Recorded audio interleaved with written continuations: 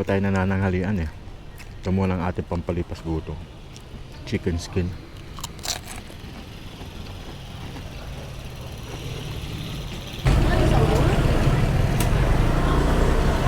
Ate gulaman nga. 10.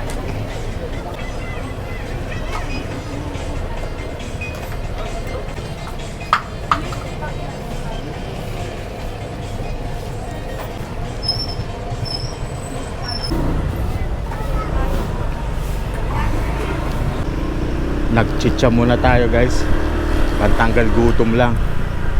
Then dediretso na tayo sa Tugangs para i-deliver yung sauces na ginagamit sa pansit bato. Paubos na kasi gumawa tayo kahapon, hindi ko na i-deliver kahapon. Yun nga pala guys, bago pala tong ano natin, bumili na tayo ng mic para kahit papaano clear yung ating pagsasalita sa vlog. Hindi ko alam kung medyo clear ngayon ha, pero sana okay.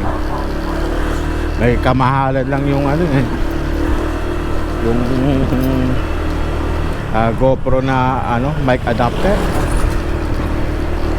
Grabe, adapter lang yun ha, pero inaabot ng higit 3,000. Pakaliit lang. Feeling ko sinasadya ng GoPro ng walang mic adapter eh. Para bumili ng accessory sa kanila. Napagkamahal-mahal. Yung adapter lang, ganyan lang siya kaliit oh. Ganyan lang. Tapos halagang 3,000 plus.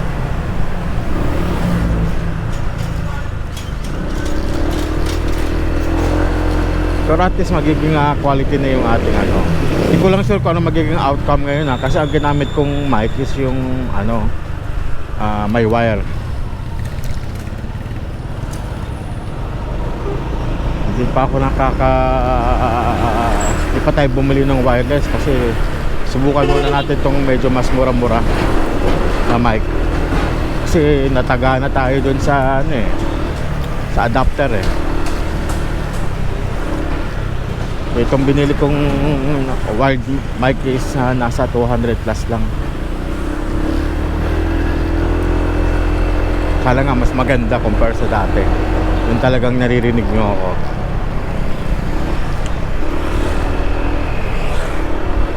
Kapag na-plansya na tong Tugangs at medyo smooth na ang operation, back to vlogging naman tayo. Sa ngayon talaga medyo ano pa kailangan talagang tutukan pa, pagtuunan pa ng pansin kasi may mga kailangan pang anuhin, mga kailangan pang ayus-ayusin natin. Hindi talaga biro ang mag-create ng sarili mong brand. Napakahirap talaga, pero exciting tsaka challenging siya. Kasi pag nalagpasan mo tong trial na to, masarap sa pakiramdam. Mahirap lang talaga mag-create ng sarili mong brand ngayon. Yung strategy na ginawa natin, na sinabi ko last vlog, na hindi muna kami magmamarket for the first 2 weeks para magamay muna ng mga tao namin at yung mga co-owner na rin kung paano yung tamang proseso ng pag-serve ng pagkain, yung pagluluto, lahat-lahat. So naka-base pa lang ang aming mga customer sa mga bypasser. Wala pa sa social media, wala pa sa kung saan-saan. Kumbaga kung sino lang yung dumadaan, yung pala nakakaalam na may Tugangs. Effective siya. Kasi almost 99% ng feedback from customer is positive.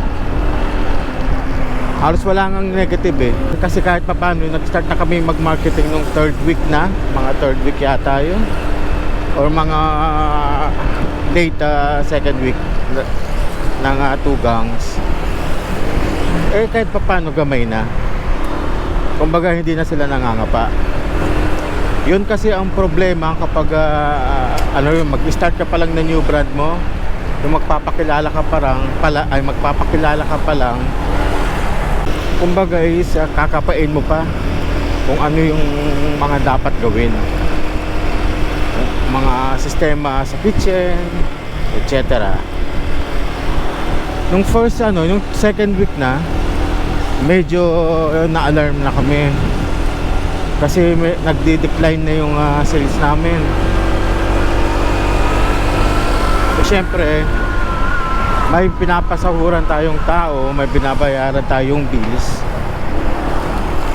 So nag-decide na kami na on third week, start na ng marketing, pati sa social media, start na namin mag-promote.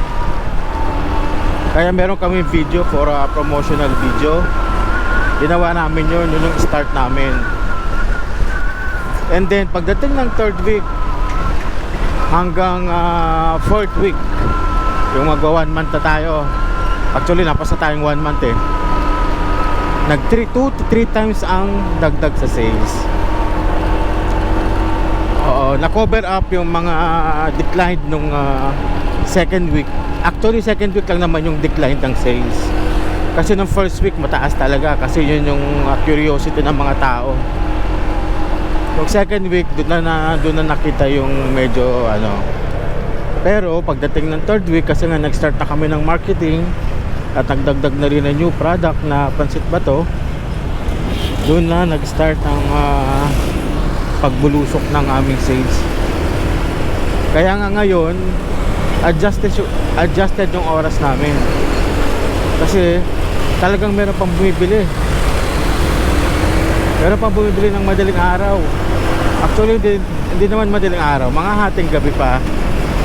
Kasi dati ang aming opening is 8 AM to 9 PM.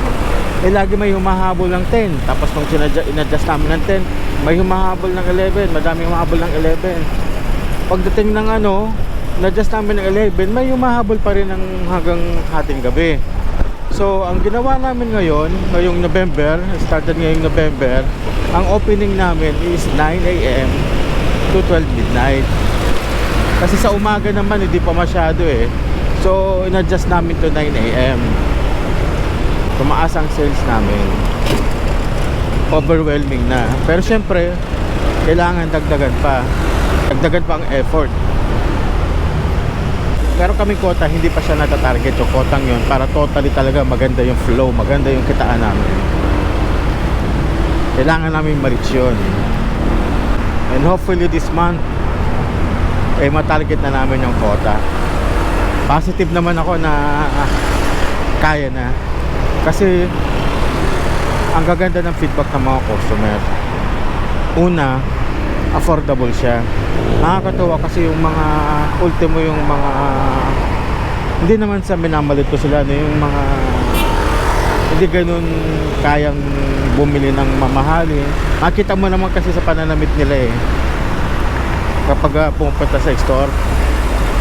Buti nga may tarpaulin sa labas, kasi kung wala, may intimidate sila. Kasi yung store namin is medyo decente naman, may kagandahan, hindi siya parang karinderya lang. So meron kaming tarpaulin sa labas para makita nila na mura lang yung mga bilihin namin, yung mga pagkain namin. Started noon, ang dami namin mga suki ng mga nagtatrabaho lang sa construction, yung mga sales lady lang ng palengke, yung mga batang nagtitinda ng basahan.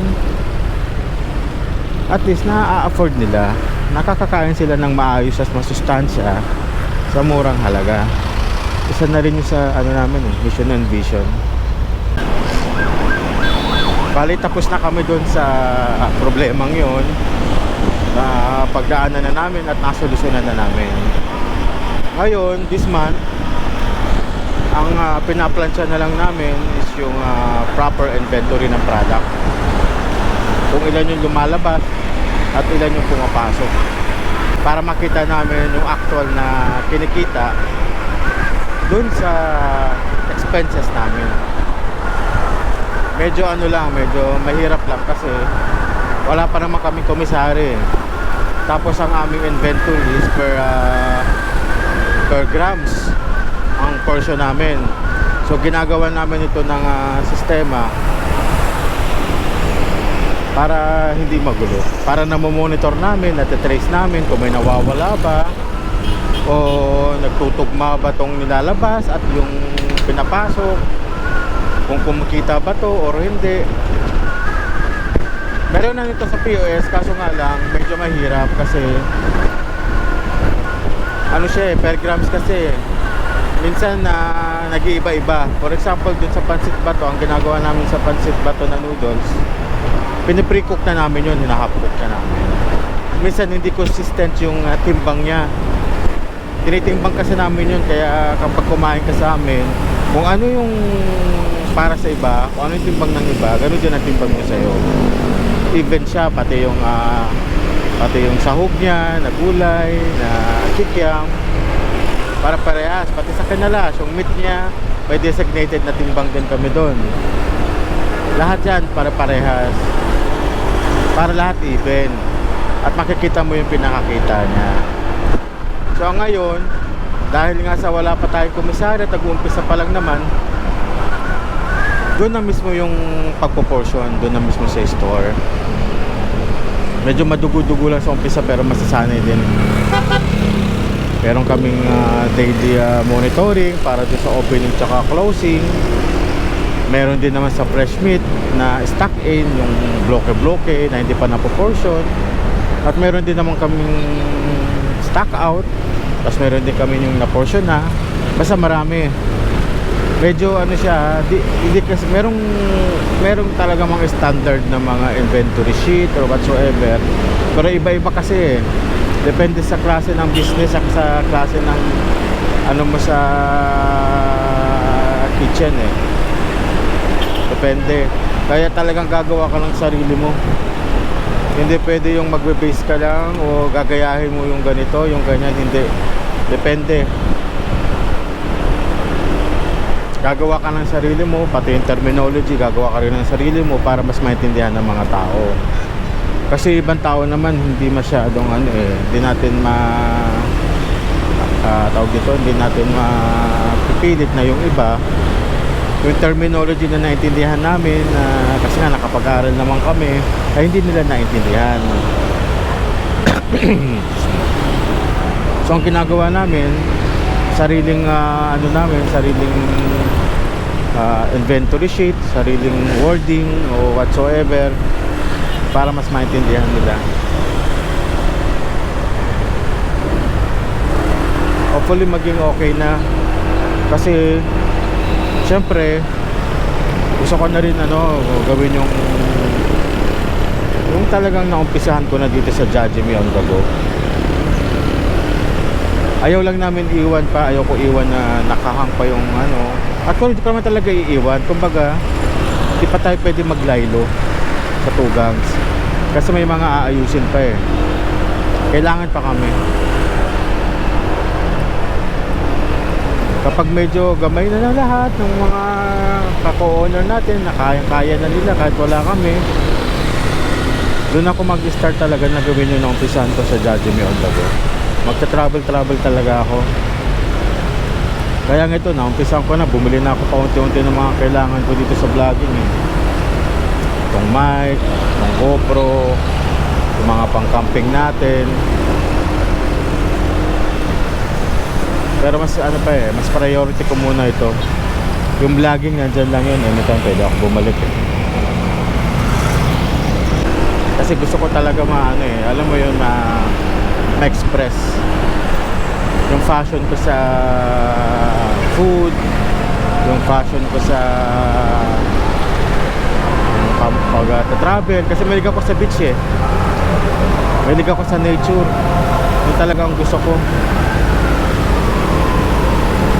Pero mayroon talagang mga pagkakataon na naiiba ang plano natin, pero okay lang. This is for the good naman of everyone. Kumbaga for the good of ng nakakarami ng pamilya namin. Kaya mas priority natin. Kumikita pa naman tayo sa ating current business eh. Kaya pa naman.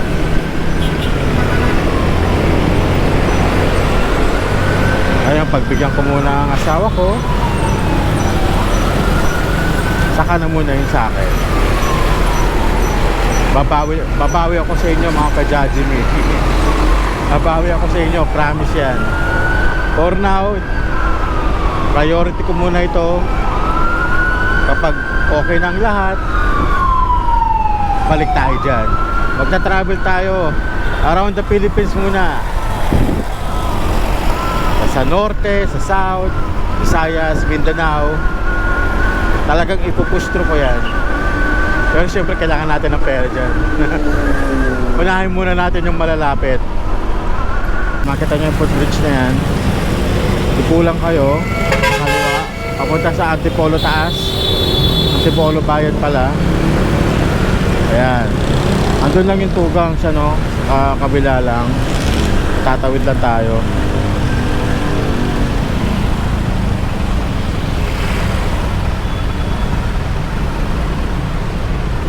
Ayan. Yung may mga motor naman pwede makipag dito sa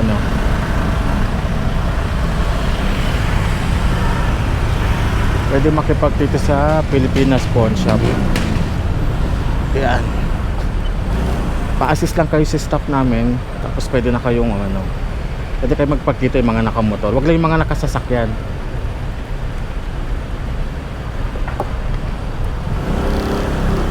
Ayan. Puto na tayo ng ulan.